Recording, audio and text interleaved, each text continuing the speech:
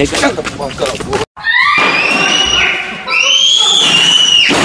va parler de la fois où cette menace de 8,45 m aux cheveux verts bourrés aux stéroïdes a bastonné les guerriers Z. Alors la raison de son crash-out générationnel m'ayant traumatisé sur Budokai Tenkaichi 2 est parce que plus petit, Goku passait son temps à pleurer, ce qui empêchait à Broly de passer des nuits paisibles. Wesh, même si on dit rancunier, doucement. Mais tout d'abord, laissez-moi vous contextualiser la situation, et on va parler du lynchage que Broly a proposé juste après. Paragus, qui est le père de Broly, arrive sur la planète lors d'un pique-nique où Krillin nous chante son nouveau son.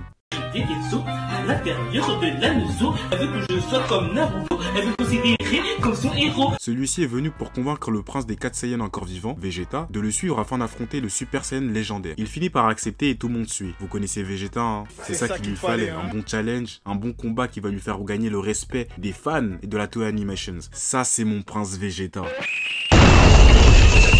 Avançons un peu dans le film et...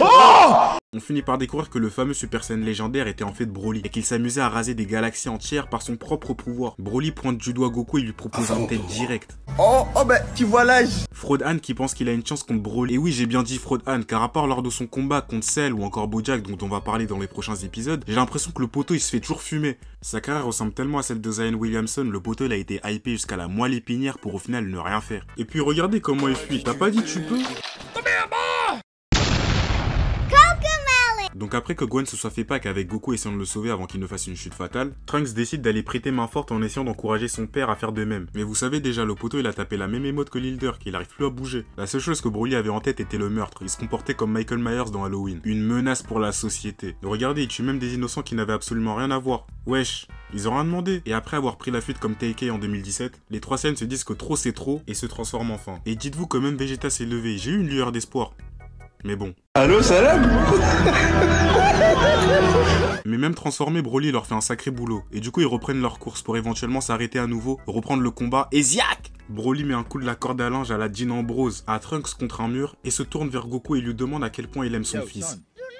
Goku le fait partir, le 1v1 commence enfin. Boum, épreuve de force, coup de genou dans le menton, pour au final mettre 5 de dégâts. Broly le soulève comme un admin dans Garry's Mod Dark RP, et lui met un retourné acrobatique à la Ronaldo dans la mouille, l'envoyant directement dans le lobby.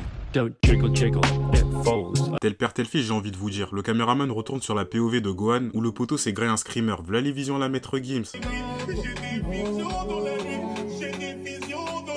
Il en a vu des choses, le pauvre. Le stéroïdé attrape sa tête comme une balle de baseball et la jette contre un bâtiment. Trunks et Goku essaient de revenir le secourir, mais en vain. Broly a un aimbot, et les deux ont gré un double lariat sans s'y attendre. Goku se relève et décide d'être un bon père à nouveau et d'aller sauver Gohan. Mais Broly revient vite en défense comme un prospect lors de la draft combine. Après qu'il ait tranquillement annihilé Trunks. Goku, pris de courage, va même courir à travers les Kikoa de Broly. Il ne recule devant rien, c'est le papa de l'année. Mais bon, Broly est trop fort et l'envoie valser.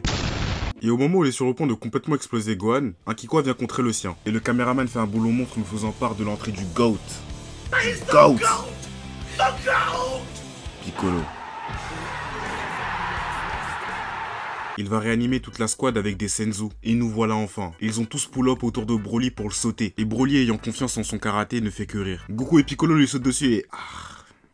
Broly active son ultra instinct avant même qu'il n'existe, va choper les deux et les jeter. Mais dans le processus, il a quand même pris 5 de dégâts de l'attaque combinée de Trunks et Gohan. Piccolo va sauter du bus mais va grailler un coup de boule lui donnant une commotion cérébrale. Et ce monstre va lui mettre un kick à la Dalsim dans Street Fighter 2. Il va ensuite speedrun vers Goku, renverser Gohan et Trunks dans le processus, va mettre un penalty à Piccolo le faisant valser dans une colline proche de la fraude qui est Vegeta. Piccolo va ensuite attraper Vegeta et lui dire... D'avoir peur ma gueule. Ah ouais. Arrête d'avoir peur.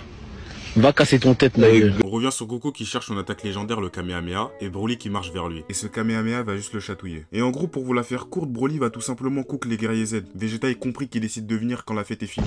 Le moment, non, casse-toi là. Je vais quand même vous épargner la fin du film, hein, parce qu'elle est vraiment très nulle. Ah oui, et d'ailleurs, avant que je parte, merci énormément de la force que vous donnez, les gars. À l'heure où je vous parle, on est actuellement 43 sur la chaîne, et j'ai vu de très bons retours sur la dernière vidéo. Ceux qui ne l'ont jamais vue, allez la regarder, elle est assez drôle aussi. Je vais continuer à me donner à fond en essayant de vous faire rire et en essayant de vous faire oublier vos problèmes. Sur ce, à très bientôt.